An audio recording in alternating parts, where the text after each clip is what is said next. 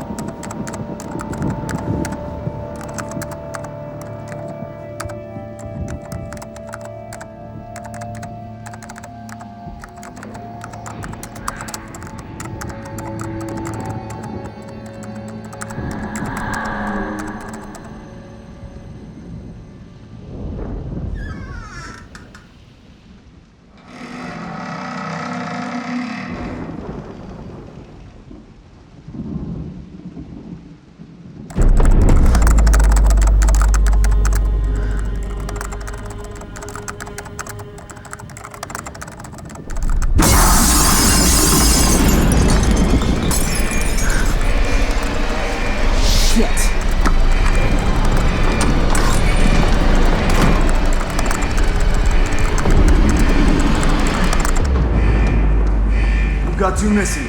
No idea how they got out. Open the door. Jeez.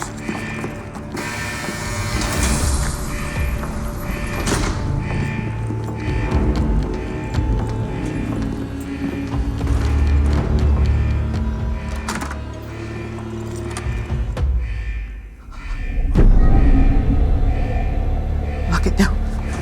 Now! Yes, ma'am.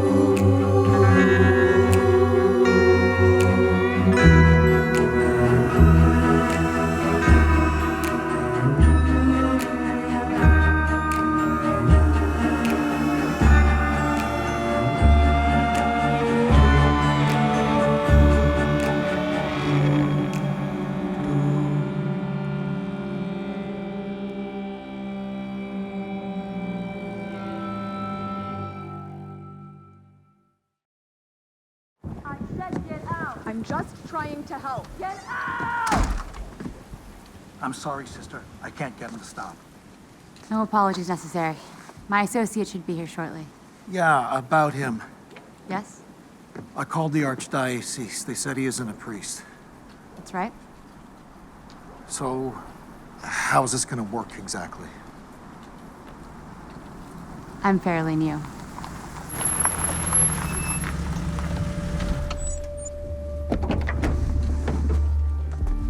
You sent the nun in training. Again. Look, I know it's busy, it's St. Teresa's, but call me when you can. Sister Gabriella.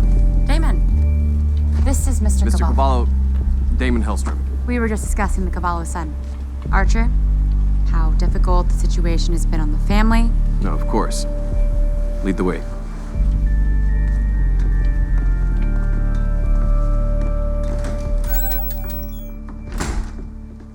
Honey, this is... I really don't care. The problems began several months ago. Outbursts like Tourette's, cursing continuously. Yes, I read the email. Upstairs? Yeah. But, don't you need a Bible or crucifix, something? No, I'm good. Though I could use a restroom. Just, through the kitchen.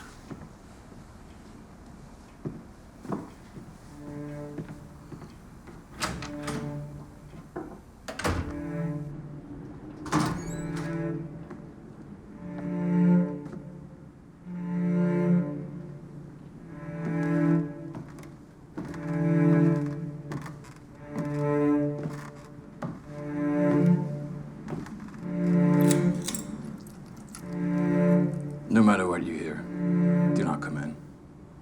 Understood?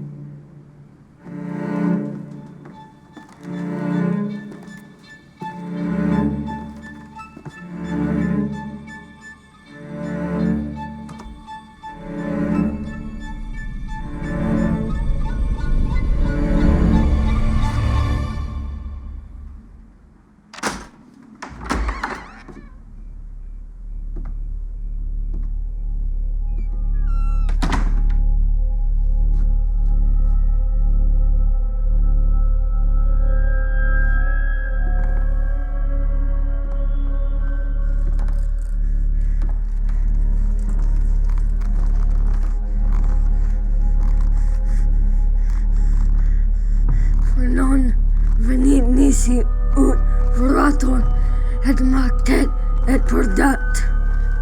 Latin. Original. What name do you go by?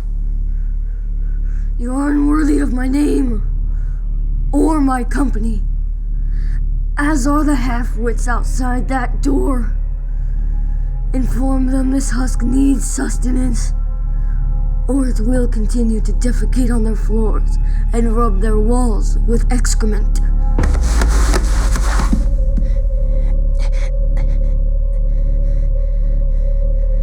Okay then. Holy water. Straight from the Vatican.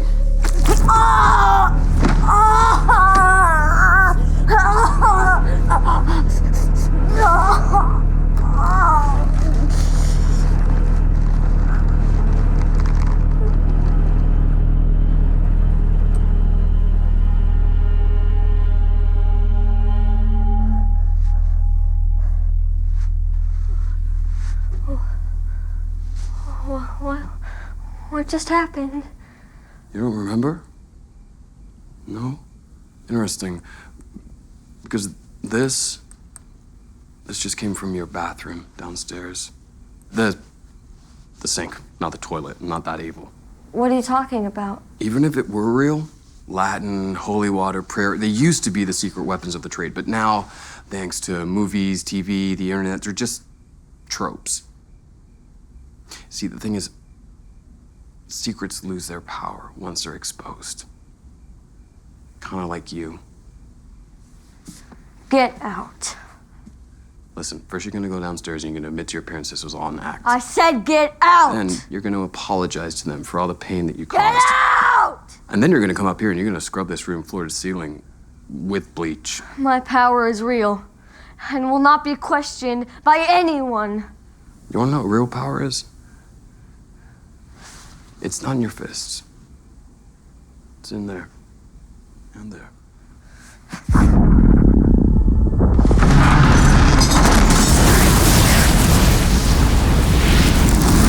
You didn't finish the verse. John chapter 10, verse 10. It ends with ego veniat vitam habient et abundantius habient.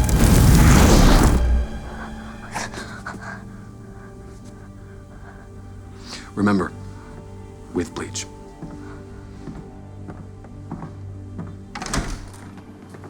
What happened? The good news is your son's not possessed, but the bad news is he is an asshole. What the hell are you talking I about? don't need this bullshit. Sister Gabriella can refer you to a family therapist, but in the meantime, lay off the vodka. And remember, the internet is a shitty parent. Okay, have a lovely evening. So sorry. This has to stop. You can't be so insensitive to everyone we meet. I have a class to prepare for tomorrow, but instead I drive down from Portland, sit in 2 hours of traffic for that. Oh, I see. So helping people is a waste of your precious time. The kind of help they need, I can't offer. I'm not here to hold hands or to save a cat from a tree or respond to false alarms. That family in there was just looking for some hope. Aren't we all? By the way, don't take I-5 back. There's been a pileup at Woodburn.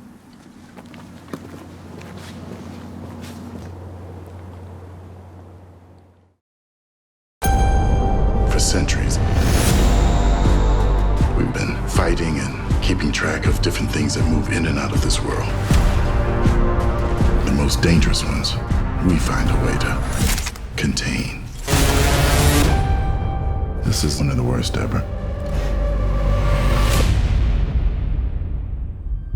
Mom, can you hear me? I demand to speak with my mother. I am mother.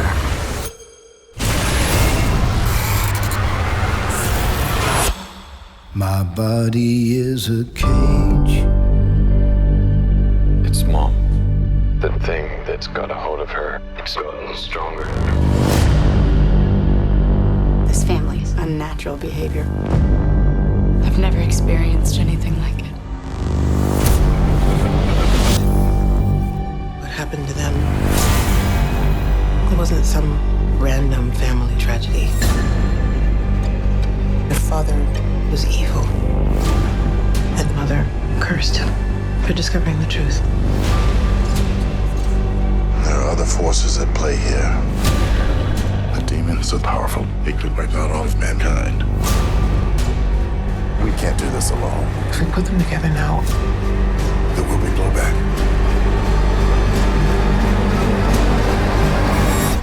Please tell me the bitch is dead. My body is a... You come crawling back, looking for mommy's love. My body The last thing the world needs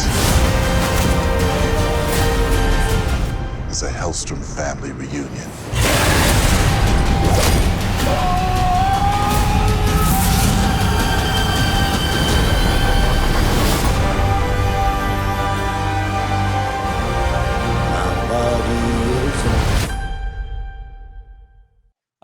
Hello, New York Comic Con. Welcome to the panel for Helstrom, premiering Friday, October 16th, only on Hulu. I'm Damian Holbrook, senior writer for TV Guide magazine, and I am so excited to introduce the panelists for today's panel. You know, you just saw the first 10 minutes of the first episode, and let me tell you, I've seen the first 5, and that is nothing compared to what's coming down the pike, because this shit gets crazy.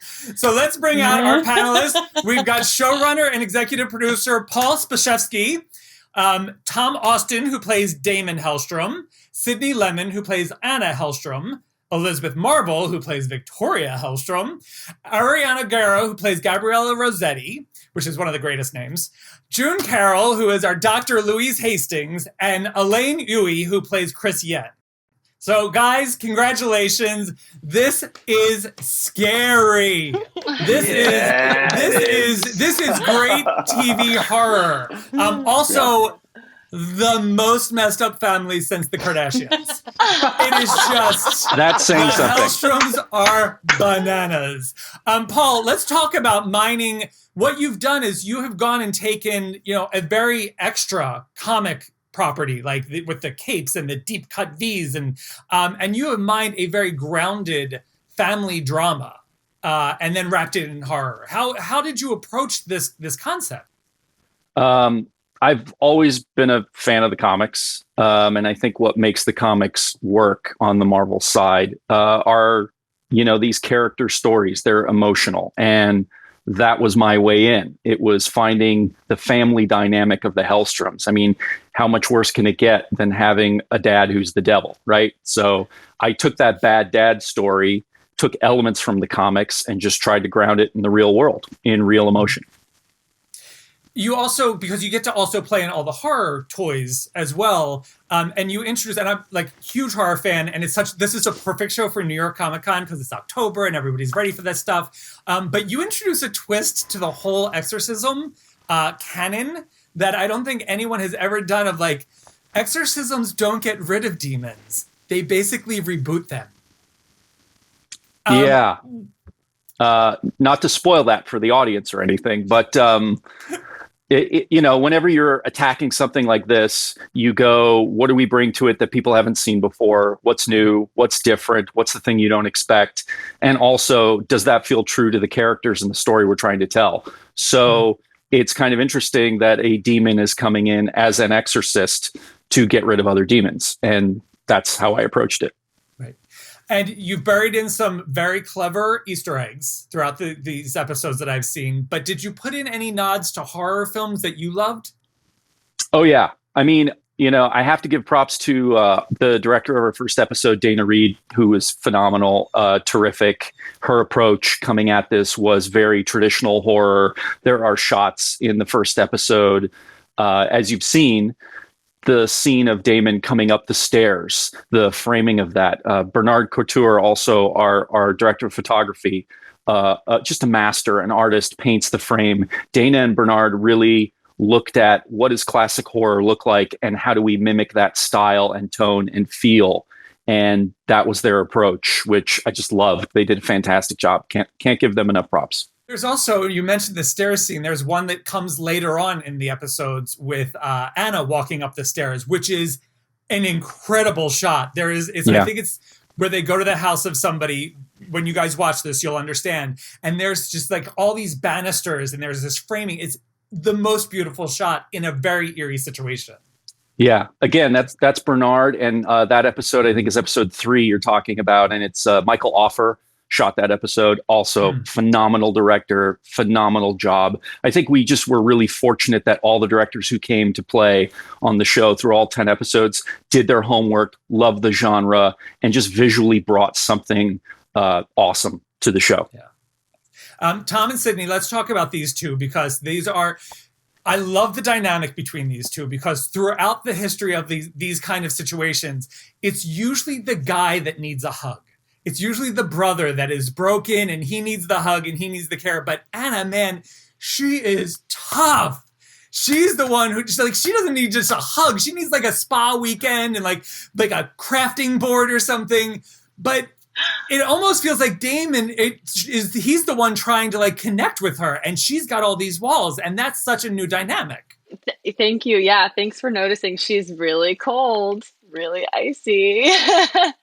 I think it's just a product of how she grew up. I mean, she's had a really intense childhood, and like all people, she's just sort of a product of that. And yeah, for whatever reason, Damon is the one who's sort of chasing the tenderness between them more often than not. She has her moments, but yeah, icy lady. Yeah. But there's so much softness underneath there.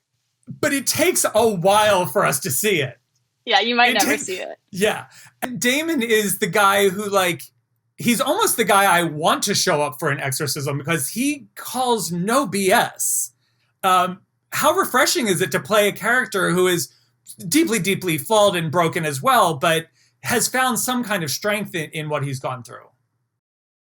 I mean, it's so refreshing. And I think, as Sydney said, Damon is as much of a product of his upbringing as Anna is. It's just been an incredibly difficult upbringing. And I think that he sees the world in quite a sort of cynical way, especially at the beginning. He has these gifts and these abilities, and he's so desperately trying to help people, but it feels like everything in the world is against him trying to do that. So it doesn't leave a lot of room for all the crap that comes with it. And how much did you guys know about what they went through as children when you started filming the show? I mean, we all had conversations with Paul. I think we were kind of given I was going to use the word Bible then, but that's probably not the right context for this. Like a kind of, given us a very clear backstory about what happened, but there was stuff that we were finding out later on that was kind of even like some of the worst stuff we were finding out as we went along. Yeah, because there are some reveals midway through. You're like, oh, this changes a lot of things. And Paul, I love how you lead us into a world and then it takes so many turns that like, oh, this isn't what we're dealing with at all. And then you realize, oh, we're dealing with more than just one thing. Yeah, and not to spoil it, but it gets really scary. No, it's good. I'm glad you felt that way. You know, you try to keep the audience guessing. You try to keep them engaged and involved. And I love a good twist, but it's got to be earned. You know, it can't come out of nowhere and not, you know, you've got to feel like that makes sense for the story that you're telling. And I think we did that. Now, Elizabeth Marvel, oh my God. Oh my God. What you are doing on the screen. I'm sorry. It is unbelievable. How exhausting was it to sustain such a level of malevolence, but also make this woman so sympathetic? I wouldn't say exhausting. I would say invigorating, really. You know, I mean, it's actor candy, what I got to do. So it was a blast. If anything, it energized me. But I'm a little demented. So there it is. So you spoke at the San Diego Comic-Con about Victoria almost being akin to an addict dealing with the pain of, you know, kind of losing contact with her kids because of her addiction. She's been consumed by this possession. And I love that concept. Do you think Victoria is more pained by the actual possession or by her idea of failing her children? absolutely, the idea of failing her children. I mean, it's such an intense tragedy to be a parent who has a very deep and profound love for her children, and to be possessed, as one is with drug and alcohol addiction. It's a useful template. It's not the story, but it's a useful metaphor for possession. Because when someone is in the throes of addiction, it's as if they have been possessed by a demon, and they are literally not who they are. Although they're still the body of the person, you know. And occasionally that soul will come out, will rise above the water and breathe for a moment, and you can see them. And so for every once in a while, Victoria emerges, and you can see this loving, breathing spirit emerge, but then it's gone. And it's interesting because you mentioned to Paul about Easter eggs, and it's something that I do throughout the season, is I sort of did like weird actor Easter eggs myself of homages to different films in different episodes. And for me, I used Isabella Gianni in Possession. I used The Shining. I used, so many films. But in The Shining, I got to be both parents. I definitely dug into both parents and do. And it's interesting because both kids react in very similar ways to children of alcoholics and addicts. Like one completely shuts her off, and another one is like, please come back, just holding on to that closer. idea. Yeah, becomes completely codependent and emerged.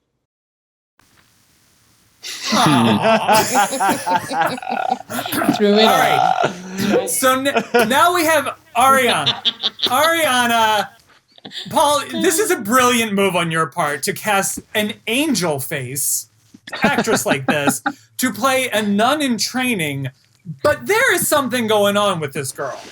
There's something like, first of all, why was she chosen to like kind of study under Louise? But also, as the first episodes play out, we start to see that this girl is as she's learning things, it seems like her faith is starting to be really challenged. I wouldn't say necessarily that her faith is challenged. I think she's led by her faith the entire season.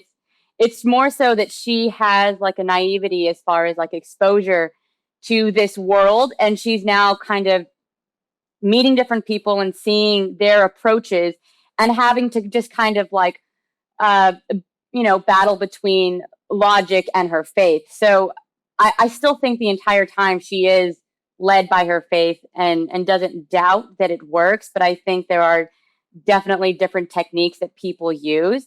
And she kind of has to come to terms that it doesn't make it right or wrong. It just makes it different. And the end goal for everyone, whether it's Damon, Dr. Hastings, or myself, I think we all want to save as many people as we can and eradicate evil. And I love, she's no shrinking violet. This is, even though she's a novitiate, like she stands up to Damon and can even stand up to Anna, who comes at her with some incredible come-ons. The energy there is just like, I love that playfulness that pops up in the most unexpected times during this show. Gabriella starts to get stronger mid-season. It seems like she starts to like really stand up, and I'm excited to see what she takes on. Now June, again, another one. Obsessed with this woman. I could watch her and Caretaker go for tacos all day long. I just love it. But she's clearly been at this a while. So, and she has definitely seen some stuff. What has that done to her? It's made her stronger. I think that the challenge of dealing with these beings and not knowing what in the world she was doing, but having a little bit of faith and a lot of books to run to, she finds she's up to the challenge. Yeah, I think it makes her stronger. Too strong that she's not willing to ask for help? To a fault, yes. Yes, she is strong to a fault. And we learned something in the first episode that made me concerned, and then something happens later on that gets very concerning regarding her situation. Where's her moral compass as far as being willing to actually work with demons? What matters is her heart, and what matters is the hearts of the people that she's dealing with. At the end of the day, people are worth saving. I think she believes that you can save everyone, and so you have to try, and you have to make whatever compromise furthers that goal. Mm-hmm. So I think that it's a bitter pill. She doesn't like it, but if it can save someone, she'll do it.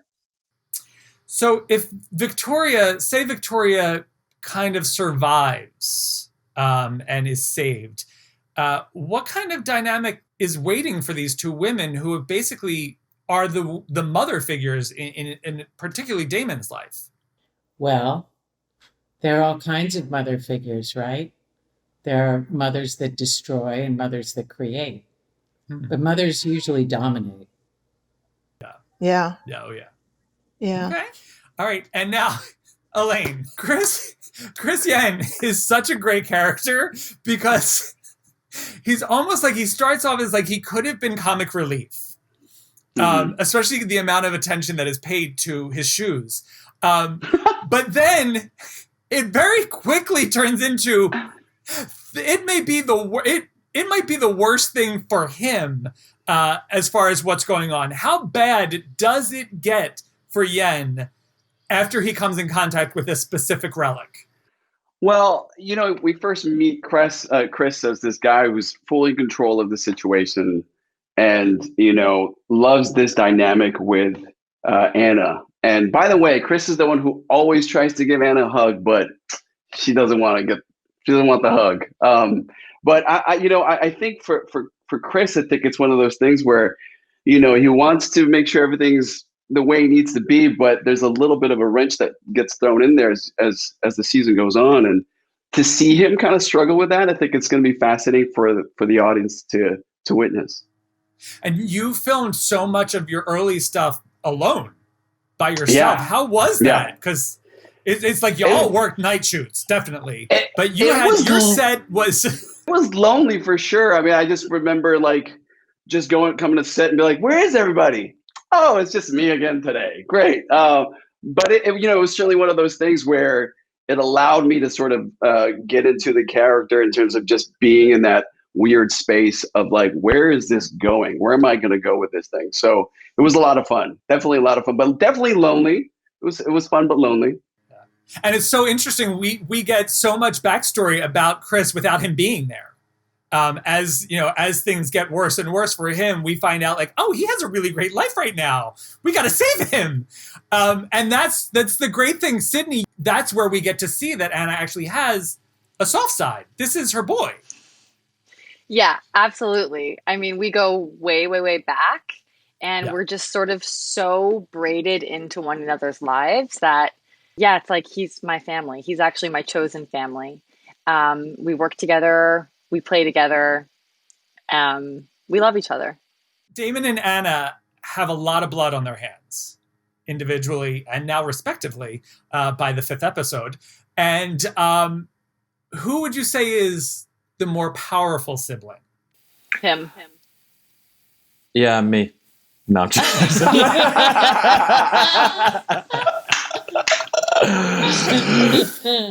And you two, for the most part, got to do a ton of stunts and fight sequences. There's one particular one, Sydney, that you had that is terrifying. What was that like for you guys? Because again, it feels like you guys shot almost solely at night. We did. I mean, you just sort of enter the whirlwind of what it means to be filming. And so you take on this like different clock other than the 24-hour one where you're sort of like active or non-active. And so that sort of matters less. But there were intense fight sequences. The stunts team was incredible. And all of our doubles and everybody who came in to fight with us, anytime there was like, a sort of a stunt that was too much for an actor to do, our doubles were incredible. But for the most part, we really got in there, and like all the hand-to-hand stuff, all the combat stuff with weapons, like we were doing it, and it was such a fun part of the process for me. So strengthening, and like that for me is where you really truly feel like a badass. Like when you get to do those sequences, that's where you kind of earn it. So I had a really great time doing all of those stunts. Yeah, I mean, likewise. And I think something else that was just so cool about what we did on the show is that so much of the stuff that you will see on screen happened practically. We shot that on the day when we're standing in front of like 8-foot walls of flames. Those are flames we were standing in front of. Like the set burnt down once. I'm probably not allowed to say that, but it did. And like so much, not so the whole much happened. Nah, bits of it though. Ariana will tell you she was there. But like negative 10 degrees Celsius in a mountaintop. Yeah. And now we have some social media questions from fans who have hit us up with some queries for you guys. The first one comes from at Carolyn's Geek Out, and she wants to know from Paul, how deep will the show go into the family's history? The family history is kind of key to understanding who these people are and why they're so messed up. So it's fairly crucial. We go pretty deep into it throughout all 10 episodes. You get flashbacks pretty much throughout the season. So pretty deep. Marissa Mendoza 99 wants to know who is most like their character. Please Sydney. say Ariana. Beth.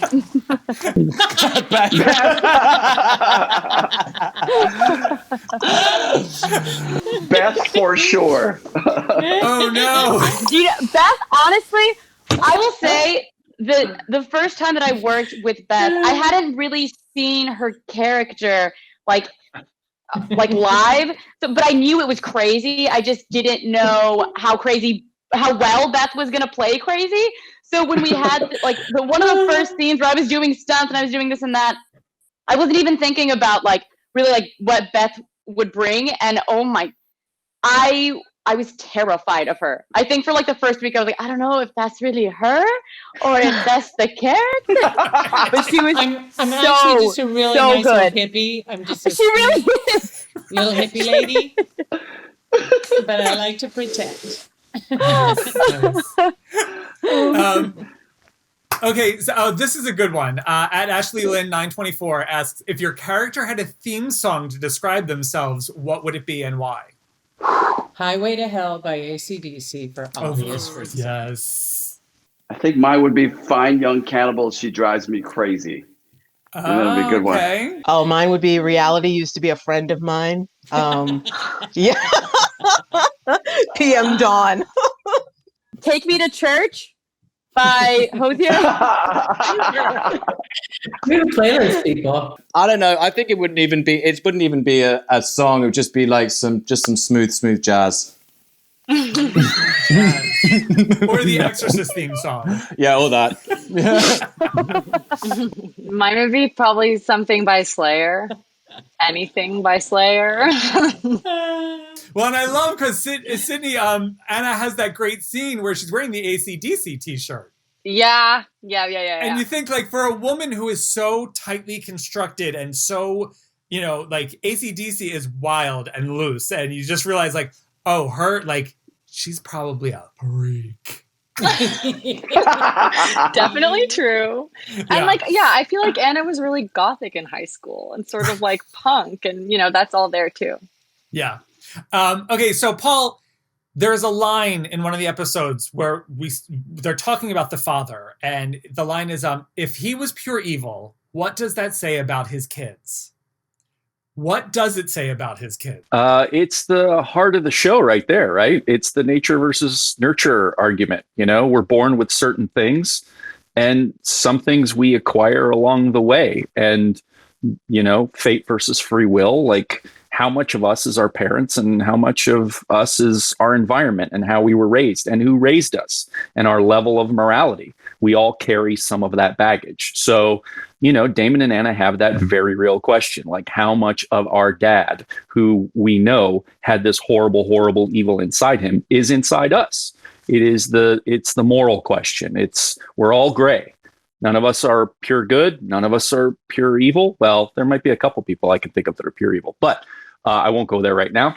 I'll just say, they deal with that every day. That is the baggage they carry. And honestly, it's the baggage we all carry. Some of us are luckier than others.